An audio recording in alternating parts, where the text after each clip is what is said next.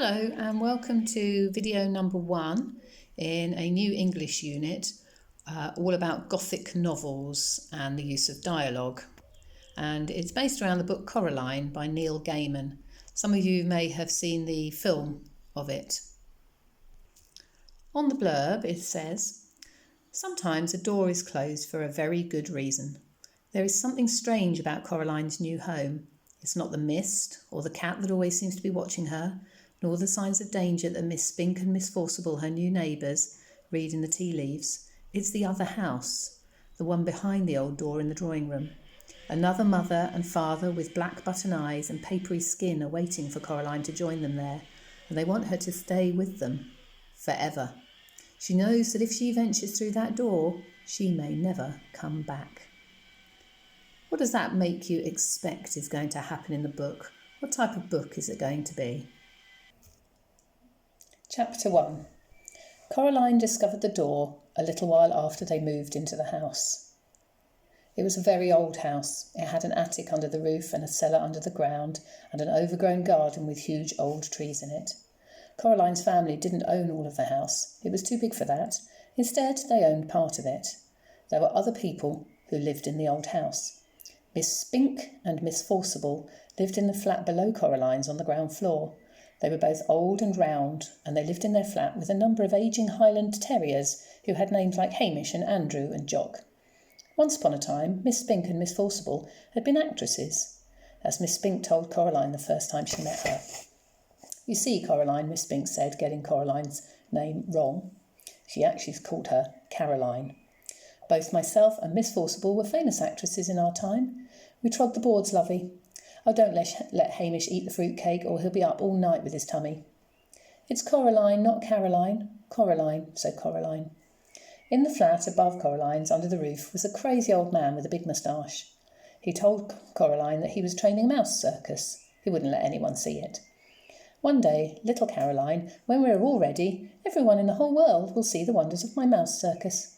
You ask me why you cannot see it now? Is that what you asked me?" "No," said Coraline quietly. "I asked you not to call me Caroline. It's Coraline." "The reason you cannot see the mouse circus," said the man upstairs, "is that the mice are not yet ready and rehearsed. Also, they refuse to play the songs I've written for them. All the songs I've written for the mice to play go oompa oompa, but the white mice will only play toodle-oodle like that. I'm thinking of trying them on different types of cheese." Coraline didn't think there really was a mouse circus. She thought the old man was probably making it up. The day after they moved in, Coraline went exploring. She explored the garden. It was a big garden. At the very back was an old tennis court, but no one in the house played tennis, and the fence around the court had holes in it, and the net had mostly rotted away. There was an old rose garden filled with stunted, fly-blown rose bushes. There was a rockery that was all rocks. There was a fairy ring made of squidgy brown toadstools, which smelled dreadful if you accidentally trod on them. There was also a well. On the first day Coraline's family moved in, Miss Spink and Miss Forcible made a point of telling Coraline how dangerous the well was, and they warned her to be sure she kept away from it. So Coraline set off to explore for it, so that she knew where it was, to keep away from it properly. She found it on the third day in an overgrown meadow beside the tennis court behind a clump of trees, a low brick circle almost hidden in the high grass. The well had been covered over by wooden boards to stop anyone falling in. There was a small knot-hole in one of the boards, and Coraline spent an afternoon dropping pebbles and acorns through the hole and waiting and counting till she heard the plop as they hit the water far below. Coraline also explored for animals. She found a hedgehog and a snake skin, but no snake, and a rock that looked just like a frog, and a toad that looked just like a rock.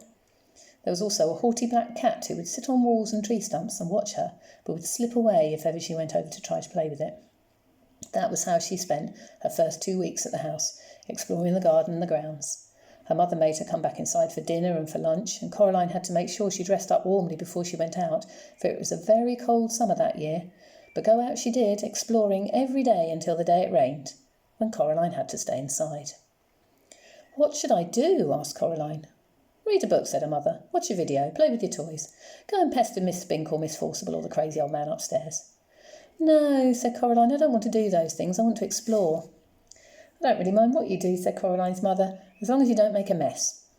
Coraline went over to the window and watched the rain come down.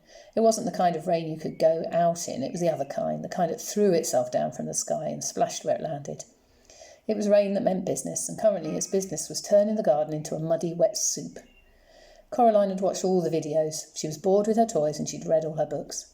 She turned on the television. She went from channel to channel to channel, but there was nothing on but men in suits talking about the stock market and sports programmes. Eventually she found something to watch. It was the last half hour of a natural history programme about something called protective coloration. She watched animals, birds and insects which disguised themselves as leaves or twigs or other animals to escape from things that could hurt them. She enjoyed it, but it ended too soon, and it was followed by a programme about a cake factory. It was time to talk to her father. Coraline's father was home. Both of her parents worked doing things on computers, which meant that they were home a lot of the time. Each of them had their own study. "Hello, Coraline," he said when she came in without turning round. Said Coraline, "It's raining." "Yep," said her father, "it's bucketing down." "No," said Coraline, "it's just raining. Can I go outside?" "What does your mother say?" "She says, 'You're not going out in weather like that, Coraline Jones.'" "Then no." "But I want to carry on exploring." "Then explore the flat," suggested her father. "Look, here's a piece of paper and a pen. Count all the doors and windows, list everything blue, mount an expedition to discover the hot water tank, and leave me alone to work." "Can I go into the drawing room?" The drawing room was where the Joneses kept the expensive and uncomfortable furniture. Coraline's grandmother had left them when she died.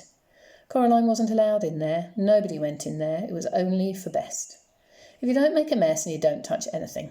Coraline considered this carefully, then she took the pen and paper and went off to explore the inside of the flat.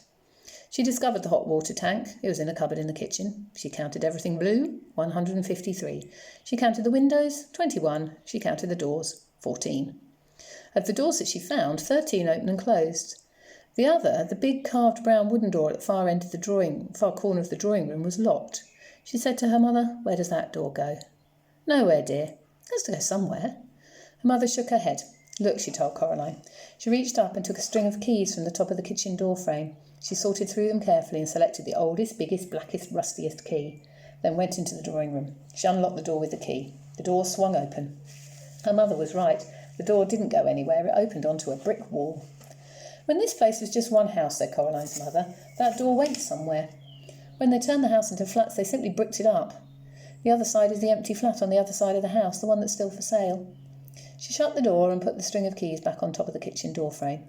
"You didn't lock it," said Coraline. Her mother shrugged. "Why should I lock it?" she asked. "It doesn't go anywhere." Coraline didn't say anything. It was nearly dark now, and the rain was still coming down, pattering against the windows and blurring the lights of the cars in the street outside. Coraline's father stopped working and made them all dinner. Coraline was disgusted. "Daddy," she said, "you've made a recipe again." "It's leek and potato stew with a tarragon garnish and melted Gruyere cheese," he admitted.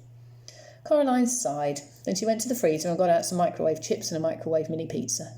"You know I don't like recipes," she told her father, while her dinner went round and round and little red numbers on the microwave oven counted down to 0. "If you tried it, maybe you'd like it," said Coraline's father, but she shook her head.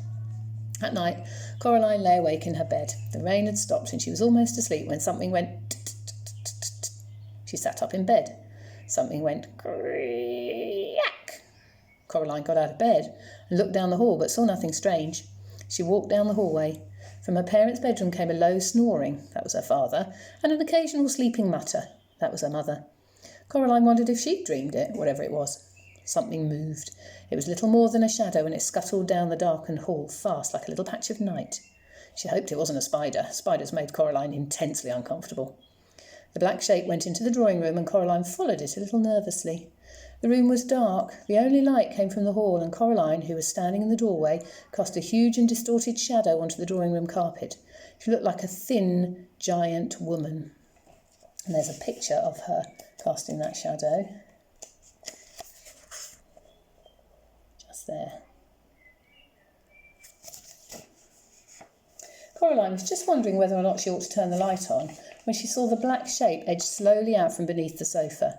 It paused and then dashed silently across the carpet towards the farthest corner of the room. There was no furniture in that corner of the room. Coraline turned on the light. There was nothing in the corner. Nothing but the old door that opened onto the brick wall.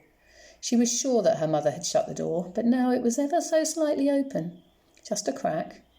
Coraline went over to it and looked in. There was nothing there, just a wall built of red bricks. Coraline closed the old wooden door, turned out the light and went back to bed. She dreamed of black shapes that slid from place to place, avoiding the light until they were all gathered together under the moon. Little black shapes with little red eyes and sharp yellow teeth. they started to sing. We are small, but we are many. We are many, we are small. We were here before you rose. We will be here when you fall. The voices were high and whispery and slightly whiny. They made Coraline feel uncomfortable. Then Coraline dreamed a few commercials, and after that, she dreamed of nothing at all. That's the end of chapter 1. During chapter 1, the author Neil Gaiman has given us a few things to think about that might give us some expectations of the book.